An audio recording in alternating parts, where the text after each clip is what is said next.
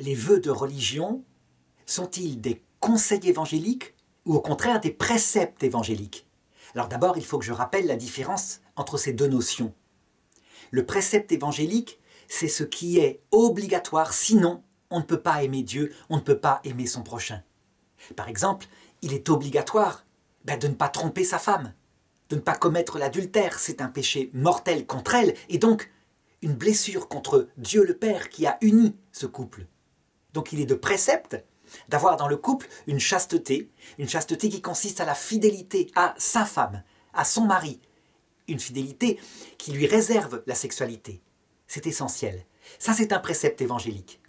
Et puis, par ailleurs, il y a ce qu'on appelle des conseils évangéliques. Ça veut dire des paroles données par le Seigneur. Si on ne les suit pas, on peut tout de même aimer le Seigneur. Mais ce sont des paroles particulières qui permettent d'aller peut-être plus vite. Par exemple, quand Jésus dit « Certaines personnes se sont fait célibataires pour le royaume de Dieu. Que celui qui peut comprendre, comprenne. » Ça veut donc dire quoi? Eh bien, qu'il n'oblige personne à entrer dans ce caractère célibataire. On peut tout à fait vivre sa vie chrétienne en étant marié, en ayant des enfants, en ayant une vie sexuelle avec sa femme.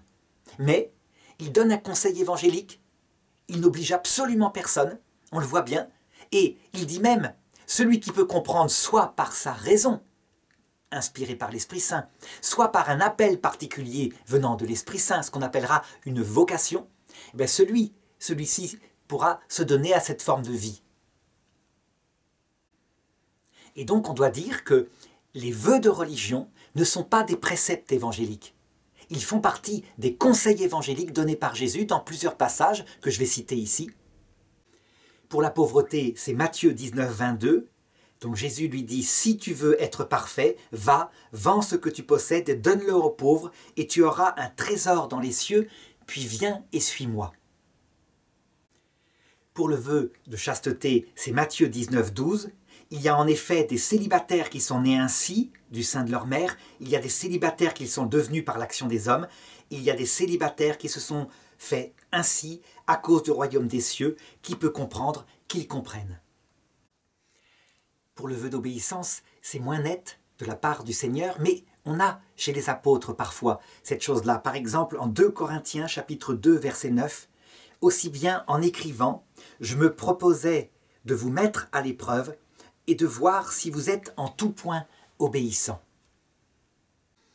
Il y a sûrement des textes meilleurs pour ce troisième vœu, mais c'est compliqué parce qu'en réalité, il y a une obéissance qui est de précepte.